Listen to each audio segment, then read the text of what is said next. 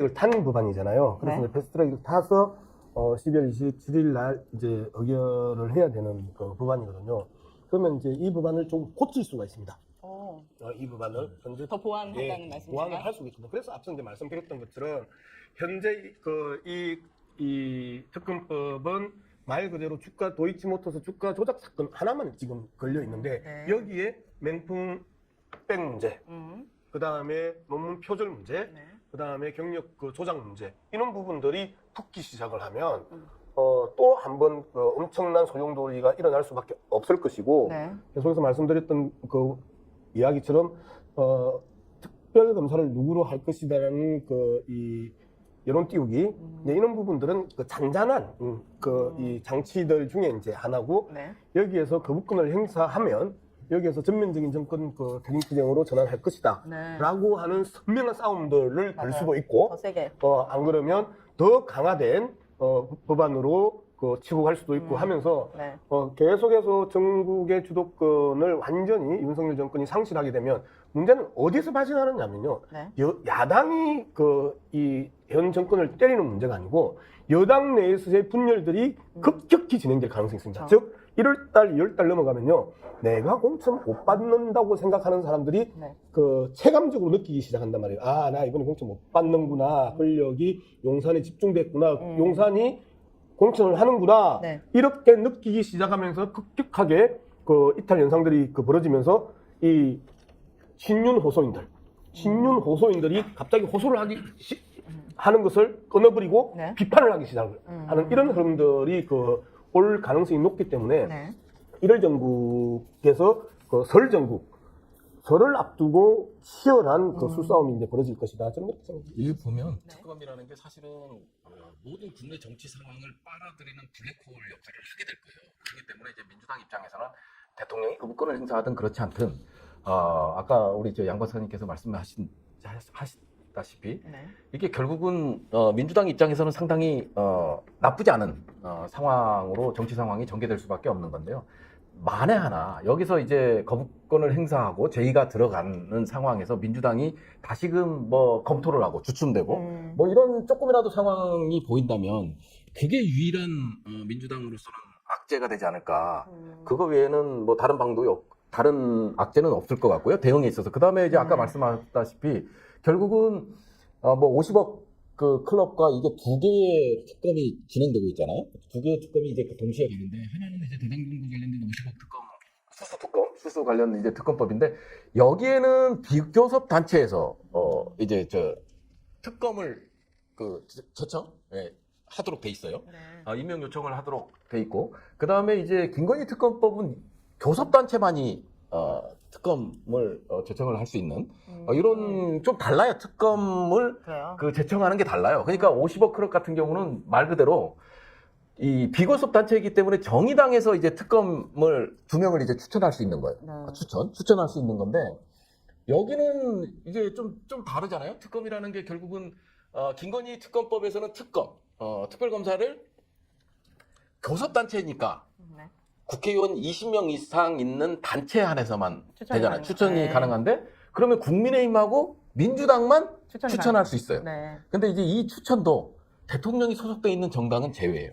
그럼 그럼 민주당만 추천하기 때문에 아. 민주당은 그 점에 있어서도 상당히 유리할 수 있다. 유리한 국면이고 그다음에 이제 진짜 제대로 성역 없이 수사할 수 있는 좋습니다. 그런 특별검사를 추천하지 않겠냐. 다음 주제 넘어가기 전에 할 말씀 그러니까 있으시죠? 사실은 네. 그 용산 대통령실이 정말 두려워하는 특검은요 도이치모터스가 아니고 그리고 이제 보통은 우리가 칼로 흥한 자 칼로 망한다고 했잖아요.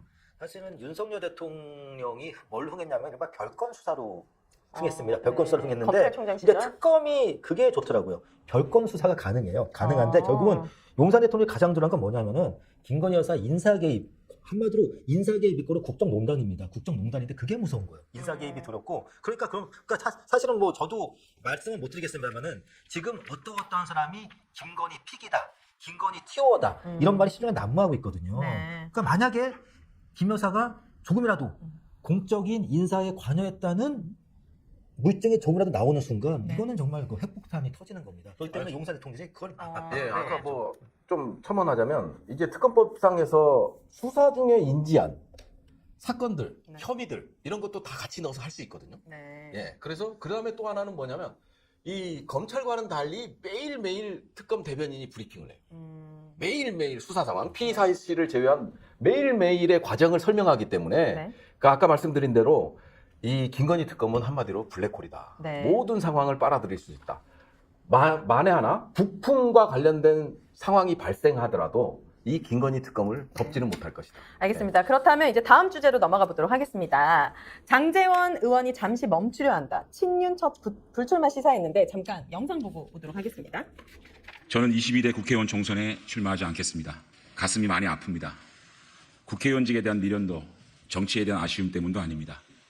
오직 저를 믿고 한결같이 응원해 주신 사상구민께 죄송한 마음 때문입니다. 또 한 번 백의종 군의 길을 갑니다. 이번엔 제가 가지고 있는 마지막 공직인 국회의원직입니다. 윤석열 정부의 성공보다 절박한 것이 어디 있겠습니까? 총선 승리가 윤석열 정부 성공의 최소한의 조건입니다. 그래서 제가 가진 마지막을 내어놓습니다. 이제 떠납니다. 버려짐이 아니라 뿌려짐이라고 믿습니다. 사랑하고 존경하는 당원 동지 여러분, 부족하지만 저를 밟고 총선 승리를 통해 윤석열 정부를 성공시켜 주시길 부탁드립니다. 감사합니다. 인터뷰를 제가 아니 오늘 본인만 모르는 거예요. 지금 본인이 얼마나 웃긴지를. 지금 이분은 진지하신 것 같은데. 봐봐요. 대선 후보 때 가장 강렬 검찰총장 시절이었나요, 윤석열 씨가? 네. 검찰총장 시절에 장제원 의원이 국정 거기에서 엄청 세게 비판하면서 김건희 관련된 의혹들도 다 꼬집었어요. 신랄하게 알고 있더만요.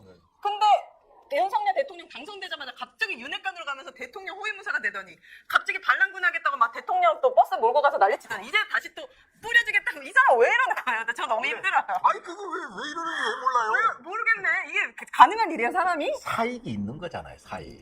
이뤄야 될 사익. 근데 그러면 그냥 그만하겠습니다라고 하면 되지. 왜 이렇게 뭘 붙여요? 진정성도 없는 막 저 말들을? 인터뷰의 핵심은 아, 너무 힘들어. 버려짐이에요. 뿌려짐이 아니고. 그러니까. 버려짐이 아니고 아니라 뿌려짐이, 뿌려짐이다라고 네. 하는데 네. 저 인터뷰의 핵심에 그 저간을 계속 끌고 가는 게 버려졌다. 아, 라는 부분에 대해서 제발 날 버리지 말라는 거예요? 그러면? 아니요, 쪽팔리잖아요.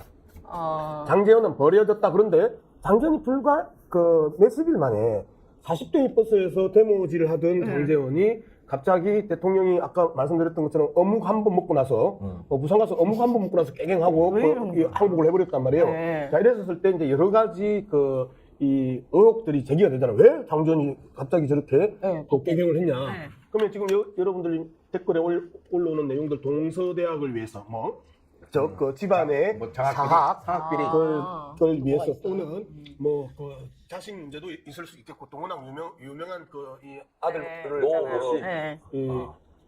본인 문제도 있겠고 하기 때문에 이제 많은 언론들이 검찰 캐비넷에 대한 의혹을 이제 제기를 하고 있는 거예요.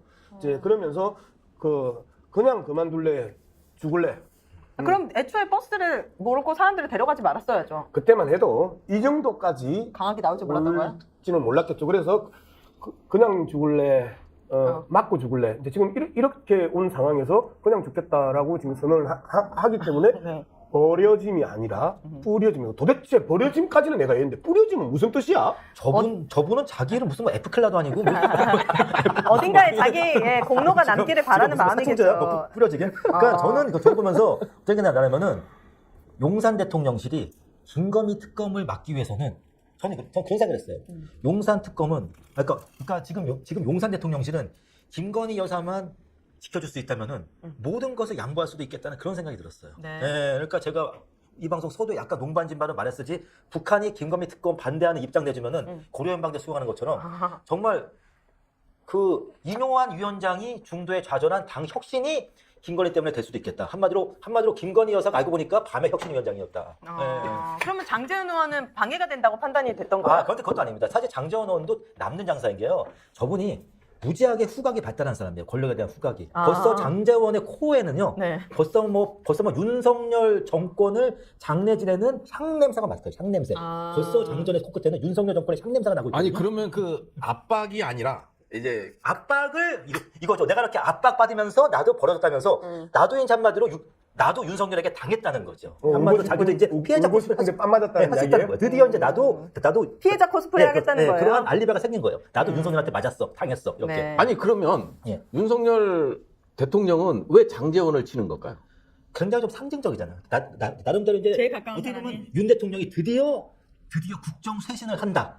어떤 그 뭐 당의 혁신을 드디어 시작한다. 한마디로 인용안이 실패한 당의 혁신을 윤석열이 직접 한다는 식으로. 여튼 윤 대통령은 저는 그런 생각을 해요. 아마 야당이 특검만 안 해준다면은요. 네. 저는 윤 대통령이 심지어 아마 국가보안법까지도 아마 폐지할 겁니다. 아. 이제 이 권력 내부에 이제 권력 투쟁을 측면에서도 한번 찾아볼 필요가 있어요. 장제원과 권성동이 초기에 대통령실에 꽂았던 친구들이 불과 몇 개월 만에 한꺼번에 싹 정리가 되잖아요.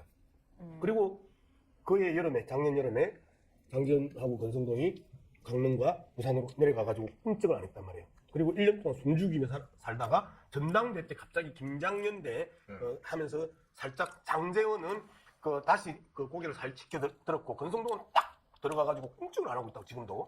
이런 상황들을 보면서 초기의 권력 투쟁에서 완전히 이제 장제원과 권성동이 날아가고 오히려 권력 투쟁에서 이철규 지금 이 영입위원장 하는 사무총장이었던 이철규가 권력을 잡은 것 아니냐 이런 분석들도 현실적으로 나오고 있는 거고요. 네. 이 부분을 권력 투쟁적 측면에서 보면 용산의 입장을 가장 정확하게 대변하는 것은 이철규일 수 있다. 인유한이 날아갔던 결정적인 이유가 뭔지 아세요? 인유한이 계속해서 당 중진들과 다선 의원들 험지 출마 또는 불출마 선언해라 압박을 하다가 나중에 계속해서 압박을 받으니까 용산 대통령실에서 또 희생해라. 그 이야기를 막판에 하고 바로 무너져버린 거거든요. 네. 용산까지 건들면 안 되는데 용산에서 보낼 수 있는 자리를 만들라고 인유한을 보냈는데 인유한이 계속해서 주의로부터 압박받고 혁신위원회로부터 압박받고 그러니까 용산도 불출마 선언을 하고 모범을 보이라 이제 이렇게 하면서 네. 이준석 아버지 부모님 비판한 그 다음에 그 이야기를 했단 말이에요. 그리고 나서 인유한이 그냥 사실상 무너져버리잖아요.